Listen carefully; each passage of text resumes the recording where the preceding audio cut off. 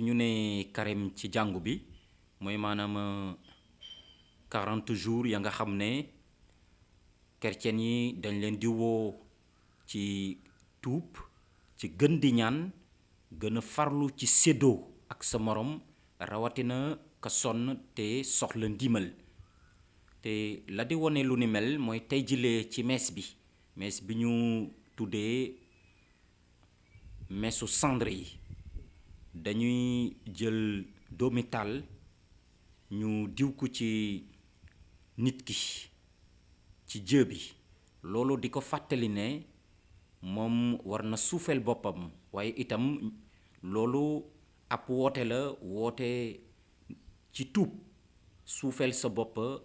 waaye itam ak yaakaar ci kan yaakaar ci yàlla ndege ci koor gi dañuy waajal feetu Pâques te ci ñun chrétien feetu Pâques dañuy xumbal Krista mi deewoon dellu di dundaat ba faw te ci loolu la ñu gëm ñuy woo chrétien yi rawatina monseigneur yi ren ñu ngi woo chrétien yi ñu gën a sës seen yaakaar ci yàlla gën a fiddali seen yaakaar donte sax dëkk bi yenn saay dañuy dund lu metti lu tar waaye monseigneur yi ñu ngi woo chrétien yi yépp ren ci yaakaar ci Yeesu yaakaar ci yàlla waaw ndege ci ñun chrétien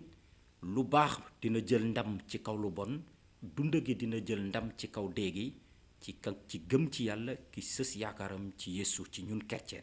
loolu waral baat boobu ni ñu koy waxee dañuy naan alarba doomital waaw maanaam ci biir mees bilee xumbal bésub alarba ni ki tey te muy bés ba nga xam ne chrétienu àdduna si dañuy dugg en tout cas catholique yi dugg ci carême ci mees boobee dañuy jël doomital diw ko ci jë nit ki te voilà loolee la ñuy wax ne alarba doomital diw ko ci nit ki di ko fàttali ni ma ko waxee sànq ne nit war na suufeel boppam war na delloo boppam ci yàlla ci kaw tuub ak rëccu la nga xam ne méngawul ak li yàlla bëgg gën a farlu ci bëgg sa morom soppa ko du doon ci wax rekk waaye mu doon ci jëf te mu doon lu dëggu waaye itam doomital boobee daf ñuy fàttali itam ne war nañu sës suñu yaakaar ci yàlla ci bible bi ni ma ko waxee ci kàllaami nasaraan ci bible bi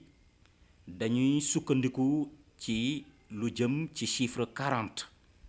te bu ñu xoolee maanaam carême ci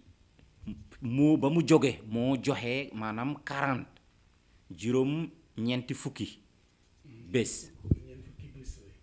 bés mooy 40 jours te bu ñu seetee ci biir bible bi mbootaayu yàlla ba woon Israël ba mu génnee Égypte maanaam Mesara dox na lu mat 40 ans ci biir manding ma yàlla di ko tette muy dox di ko gunge te ci kaw loolu itam yàlla gën a dëgëral ngëmam donte sax dundoon na fa yenn saay lu tar lu metti bi xaw a ñàkk yaakaar waaye ci biir loolu dem na ba gën a yaakaar ci yàlla te yàlla itam mu fas ak moom kóllëre gu ees te ñun itam ci biir bible bi Yeesu balaa mu commencé di waare di wéral jarak yi di feeñal nit ñi ne moom mooy musalkat bi laata loolu woor na ñeenti fukki bés ak ñeenti fukki guddi te loole itam misaal la donc loolee lépp moo waral ñun ci carême bi ñu am 40 jours donc bu ñu demee ci bible bi voilà ndege ngëm gi commencé wul ak ñun suñu ngëm am na fa mu commencé fa mu sukkandikoo te balaa Yeesu di ñëw ni ki musalkat yàlla jot na dunda dot na fas kóllëre ak mbootaayu Israël te bi Yeesu ñëwee fas na kóllëre gu ees mu sos jàngu bi ñun ñu ngi ci tànk yooyu donc ci bible bi la ñu sukkandikoo ci téere yu sell yi. chrétien bi taxawaay bu mu ci mën a am mooy foog na taxawaayu bépp chrétien mooy maanaam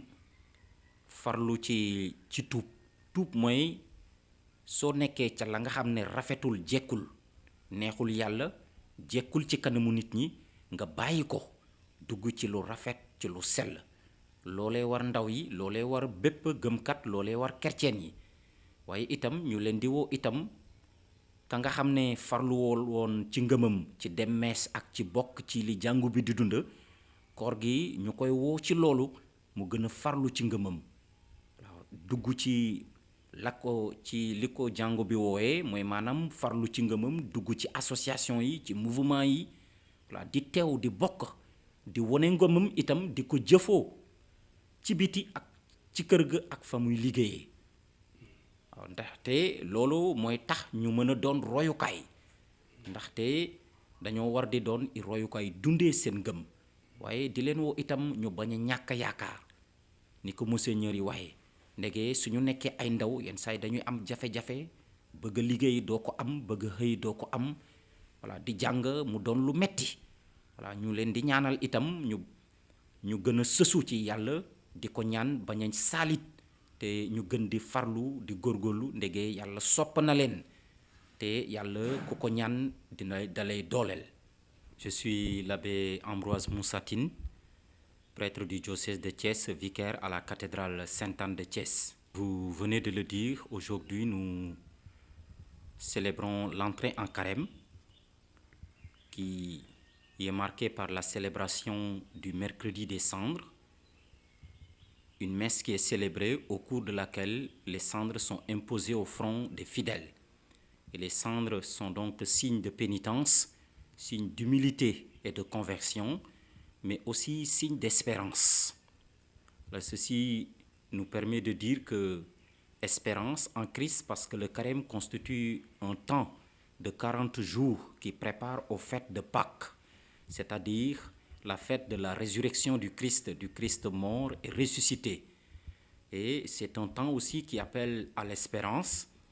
de nous savoir aimés par Dieu, qui est vainqueur de la mort et du péché, mais aussi espérance de savoir que le bien aura le dernier mot sur le mal, que la vie aura le dernier mot sur le mal pour ceux qui croient en Christ. Et effectivement, comme message, les évêques du Sénégal, de la Mauritanie et des îles du Cap-Vert, cette année, dans ce qu'on appelle le mandement de carême, chaque année, il y a un mandement, un outil, une sorte de feuille de route, de vademecum qui est donné aux fidèles pour les aider à mieux vivre le carême. Et pour le carême 2023, les évêques présentent le carême comme une retraite collective de 40 jours pendant lesquels l'Église propose à ses fidèles l'exemple du Christ, notre espérance. L'Église se prépare à la célébration des fêtes de Pâques dans la purification du cœur,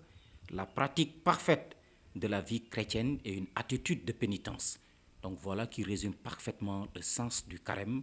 pour les chrétiens. Mais c'est parce que, comme je viens de le dire, la célébration, au cours de cette célébration qui se fait un mercredi, donc il y a l'imposition des cendres. Pendant la messe, les fidèles s'avancent vers le prêtre, vers l'autel. Et arrivés, on leur impose les cendres au front. Et l'imposition est accompagnée de ces paroles-là. Convertissez-vous et croyez à l'évangile. Donc cela rappelle aux chrétiens qu'il doit se convertir. D'ailleurs, ce n'est pas seulement le chrétien, c'est tout croyant. Se convertir, donc changer de vie, ajuster sa vie au commandement de Dieu, à l'amour du prochain. Et donc, les cendres rappellent cela, mais les cendres nous rappellent aussi que nous sommes de pauvres pécheurs. Nous sommes appelés à l'humilité, suufeel sa bopp, mais également à la pénitence, mais aussi à l'espérance. Nous sommes certes pécheurs, mais aussi nous ne devons pas perdre de vue que Dieu nous aime et qu'il est capable de pardon et de miséricorde. Donc c'est tout cela qui constitue le mercredi des cendres. La Bible parle bien sûr, je viens de le dire, le carême vient du mot qui a donné 40. Donc le carême chrétien compte 40 jours. Dans la Bible, nous avons le peuple de Dieu. Lorsqu'il était sorti d'Égypte, il a fait 40 ans dans le désert, qui fut un temps de préparation, de purification, un temps d'épreuve aussi, pendant lequel le peuple a appris à connaître Dieu, Voilà, quelquefois a perdu espoir ou espérance, s'est révolté. Mais petit à petit a appris à connaître Dieu, Dieu l'a forgé. Petit à petit, il est arrivé à la maturité progressive de sa foi au fil des épreuves, mais aussi Dieu l'a constamment accompagné de son amour. Donc 40 ans dans le désert. Ensuite aussi, on a le Christ qui a fait 40 jours et 40 nuits pour jeûner et prier avant de commencer son ministère, la prédication, la guérison et l'annonce de l'évangile. Durant les 40 jours, je pense qu'il y a un triptyque qu'il ne faut pas perdre de vue: le jeûne, la prière, la pénitence, le partage. Donc le jeûne. Voilà, ceux qui doivent jeûner pour nous chrétiens, ceux qui ont de 18 à 59 ans. Ceux qui ont au-delà de 59, 60 ans et plus, là, ne sont pas assujettis à cette obligation du jeûne. Alors pour nous, le jeûne est obligatoire aujourd'hui, mercredi des cendres, et le vendredi saint. Mais comme le disent les évêques, il y en a qui jeûnent 40 jours sur 40 et qui le peuvent, c'est louable. La prière, c'est habituellement on prie, mais le temps de carême donne l'opportunité de rappeler qu'il faut intensifier les prières, prier davantage pour notre monde, pour chacun de nous qui en a tant besoin. Ensuite, la pénitence, se convertir, mais aussi le partage, plus d'attention à l'égard des pauvres, de ceux qui sont dans le besoin et qui ont besoin d'être aidés. Alors ce que le chrétien économise pendant le carême en jeûnant et en se privant de l'achat de certaines choses, cet argent a vocation à être partagé avec les plus pauvres, les plus démunis.